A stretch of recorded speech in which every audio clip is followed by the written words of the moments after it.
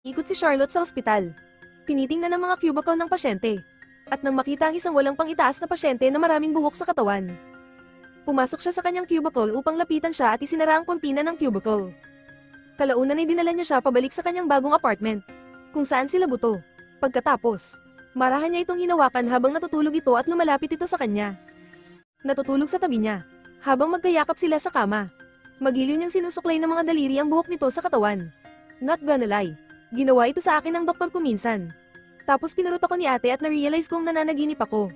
Si Charlotte ay naligo at kalaunan ay umalis. Ipinagpatuloy ang kanyang araw na parang walang nangyari. Nagdaraos siya ng lecture na tumatalakay sa isang pananaliksik na nilalayong imbestigahan ng halaga ng data ng laboratorio na nakolekta sa pangangalaga ng pasyente. Napanandali ang naantala ng isang malakas na ringtone ng cellphone. Bumalik siya sa kanyang lihim na apartment at tahimik siyang nakaupo at nakatingin sa malayo. Tila malalim ang iniisip, habang naglilibot si Charlotte sa ospital at sinusuri muli ang mga cubicle ng pasyente. Nakita niya ang isang kalbo at balbas na pasyente. Nasusuriin ng nurse ang kanyang blood pressure. Tinitigil niya itong mabuti at pinalitan ng dumadating na nurse, na sinusuri mismo ang presyon ng dugo ng pasyente. Kalaunan ay dinala niya ang pasyente pabalik sa kanyang apartment, kung saan siya ay nalulugod sa kanya gamit ang kanyang mga daliri at pinatikim sa kanya ang kanyang homemade mayonnaise. Si Charlotte ay patuloy na nagdadala ng mga random na lalaki sa kanyang apartment. Nakaramihan ay mga pasyente mula sa ospital kung saan siya nagtatrabaho. Ang mga lalaking dinadala niya ay walang partikular na uri dahil malaki ang pagkakaiba ng kanilang pisikal na anyo sa isa't isa. Siya ay nagdadala ng isang sobra sa timbang na lalaki, na ang tiyan ay hinahaplos niya at sa kalaunan ay binuo siya mula sa likuran habang siya ay nasa isang mabalahibong carpet. Siya rin ay nagdadala ng isang napakatandang lalaki, na nagpapasaya sa kanya sa isang upuan. Naamoy ko ang matandang iyon sa screen ng aking computer. Habang pinapanatili ang kanyang mga lihim na pakikipagtalik, pinananatili rin niya ang pagiging isang kasalukuyang asawa at ina. Nagbakasyon siya sa pamilya, lumilikha ng magagandang alaala kasama ang kanilang anak, at patuloy na nakikipag-usap sa kanyang asawa. Nagmamadaling pumunta si Charlotte sa paaralan ni Benjamin, kung saan naghihintay sa kanya ang guro ni Max at Benjamin. At nakahinga siya ng maluwag na hindi pa sila nagsisimula. Ipinaalam ng guro ni Benjamin sa mag-asawa na maayos ang kalagayan ni Benjamin at isa siyang matalinong bata na mahilig magbasa at magkwento. Sa bahay, habang naghuhugas ng pinggan si Charlotte, tinanong siya ni Max kung okay lang ang lahat at kung pupunta ba siya sa kanilang appointment sa susunod na araw. Na parehong positibo niyang kinukumpirma.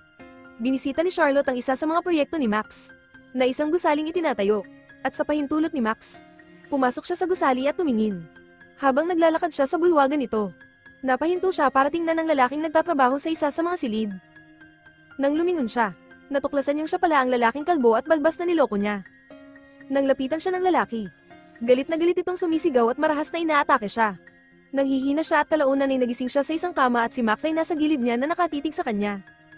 Matapos matuklasan ni Max ang mga lihim na pakikipagtalik ni Charlotte, sinubukan nilang ayusin ang kanilang kasal sa pamamagitan ng pagpapayo sa kasal. Ibinahagi ni Charlotte sa kanilang psychiatrist na mahirap ang sitwasyon para sa kanilang dalawa. Lalo na para kay Max, na hindi na nagtitiwala sa kanya.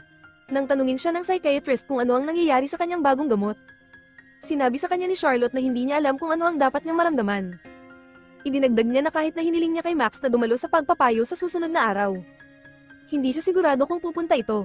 Sa sesyon na magkasamang dumalo sina Charlotte at Max, nahihirapan si Charlotte na ipahayag ang kanyang pangangailangan para sa ibang mga lalaki upang masiyahan siya.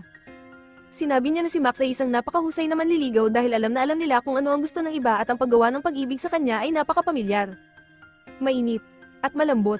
Idinagdag niya na kahit na mayroon silang isang pattern, sinusubukan pa rin nilang baguhin ang mga bagay paminsan-minsan, na mabuti. Nagulat si Charlotte nang tanungin siya ng psychiatrist kung ano ang pagkakaiba ni Max sa mga lalaking inimbitahan niya sa kanyang apartment.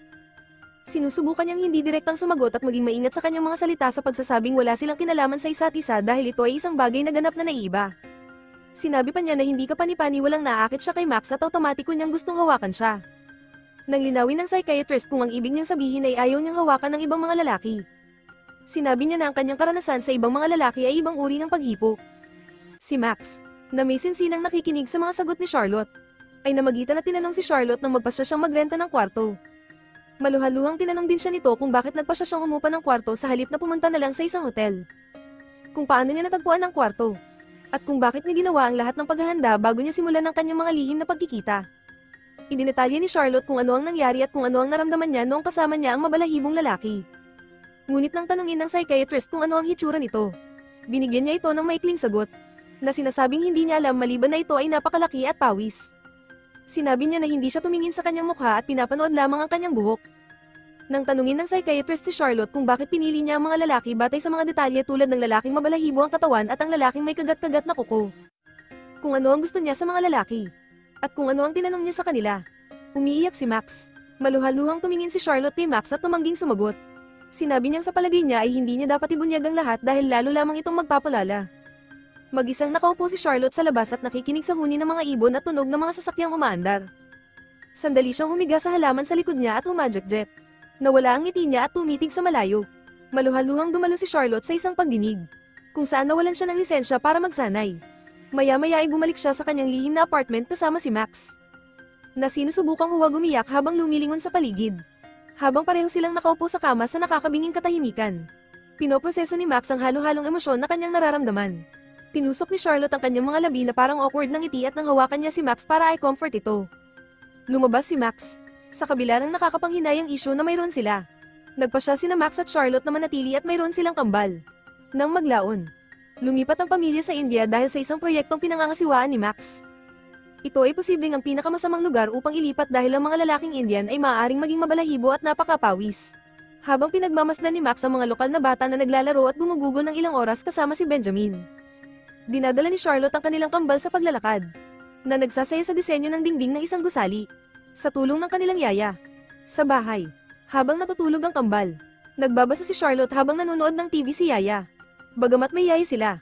Hands-on pa rin si Charlotte sa mga bata at tinutulungan ng yaya na maghanda ng mga pagkain. Sandali lang. Bakit kailangan niya ng yaya kung nawalan siya ng lisensya para magtrabaho bilang doktor? Bumisita ang pamilya sa site at isang araw. Pagkatapos makipag-usap ni Max sa kontratista. Nakita niya si Charlotte kasama si Benjamin na may masayang pakikipag-usap sa isa sa mga manggagawa sa site. Sa kasaysayan ni Charlotte, hindi niya maiwasang maghinala. Ang pamilya ay maayos na umaangkop sa kanilang bagong bansa at kultura. Si Charlotte ay nagpupunta mag-isa sa palengke at kumpiyansa na bumili ng mga yarda ng tela upang tahiin. Nang makita ng kanyang yaya ang kanyang pananahika agad pagkatapos niyang bumalik sa kanilang magandang tahanan. Nag-aalok siya na tahiin ito para sa kanya. Ngunit si Charlotte ay nagpumilit na siya mismo ang gumawa nito. Sinabing ito ay nagpapanatiling abala sa kanya. She makes love with Max and while he's sleeping. She runs her fingers through his chest hair. Hinawakan niya ang kamay niya at hinawakan sa dibdib at nagpatuloy sa pagtulog. Tumingin si Charlotte sa kanya. Dahan-daang binawi ang kanyang kamay. At natulog. Kinabukasan. Nakaupo si Charlotte habang nakatitig sa kanilang damuhan habang umuulan. Tumungo si Charlotte sa gusali ni Max at habang naglalakad siya papunta dito. May lumapit sa kanya at sinabing walang tao. Pinilit niyang pasukin ito at gumagala siya at umakyat sa isang deck kung saan matatanaw ang lungsod. Lumapit si Max sa yaya. Na nakikipaglaro sa kambal sa kanilang damuhan. Tinanong niya ito kung nagpapahinga si Charlotte sa loob ng bahay. Kung saan sinabi ng yaya na lumabas siya sa bayan. Ibinigay niya sa kanya ang tanghalian na dinala niya. At nang tanungin niya kung madalas bang pumupunta si Charlotte sa bayan ng mag-isa. Ibinunyag ng yaya na ginagawa ni Charlotte tuwing umaga. Habang nakikipagtalik, hiniling ni Max na tingnan siya ni Charlotte. Huminto siya at sinubukang pakalmayan ng sarili. Ngunit umalis siya kapag sinubukan niyang hawakan siya para aliwin siya. Sinusubukan niyang makipag-usap sa kanya tungkol sa kung ano ang bumabagabag sa kanya. Ngunit walang epekto. Bumalik si Charlotte sa deck ng walang laman na gusali at umiga sa lupa. Napapikit siya at dinadama ang sinag ng araw sa sementadong sahig. Sa bahay, pinapanood ni Charlotte si Benjamin na naglalaro. Hindi napigilan ni Max, na nakaupo sa tabi ni Charlotte, na maghinala na maaaring bumalik si Charlotte sa ginawa niya noon. Sa malalim na pag-iisip, tahimik itong umupo at tumingin sa kanya mula sa likuran. Sa pagdanais na kumpirmahin ang kanyang mga hinala, umupo si Max sa isang taxi sa tapat ng kanilang tahanan. Naghihintay na umalis si Charlotte. Sinundan niya ang kanyang sasakyang rickshaw at nakarating sa walang laman na gusali na kanyang ginagawa. Sinundan niya ito sa loob at naabutan niya itong tahimik na nakaupo habang nakapikit sa isang sulok. Pinili ni Max na huwag istorbohin siya at umalis. Nang maglaon, habang natutulog ang lahat, nakahiga si Max sa kama. Malalim ang iniisip. Si Charlotte ay mapaglarong tumutugtog ng piano kasama si Benjamin habang si Max ay tumutugtog kasama ang kambal sa kanilang damuhan. Later that night, she asked Max to lie down and when he lies to cuddle. Ibinahagi ni Max na minsan ay hindi na niya kilala kung sino siya. Nang sabihin ni Charlotte na siya ang parehong tao, sinabi sa kanya ni Max na hindi niya alam kung sapat na iyon. Sinabi niya sa kanya na kasama niya ito at kapag tinanong niya kung bakit hindi yun sapat. Nananatiling tahimik si Max. Malalim ang iniisip. Sa tuwa ni Charlotte, habang nasa sasakyan sila na naglalakbay. Nakita niya ang isang kawan ng mga kabayo na tumatakbo sa bukid. Ipinatong niya ang ulo niya sa balikat ni Max at ipinatong naman ni Max ang ulo niya sa balikat niya. Ganun na lang natapos ang pelikula. Hindi talaga kami sigurado na magiging okay sila sa hinaharap. Pero alam naman natin na hindi na siya muling pagtitiwalaan ni Max. Kumuha ba talaga si Charlotte ng yaya para makasama niya ang mga tatay sa maghapon? Sino ang nakakalam? Pero sa alinmang paraan, si Max ay mananatili pa rin sa kanya.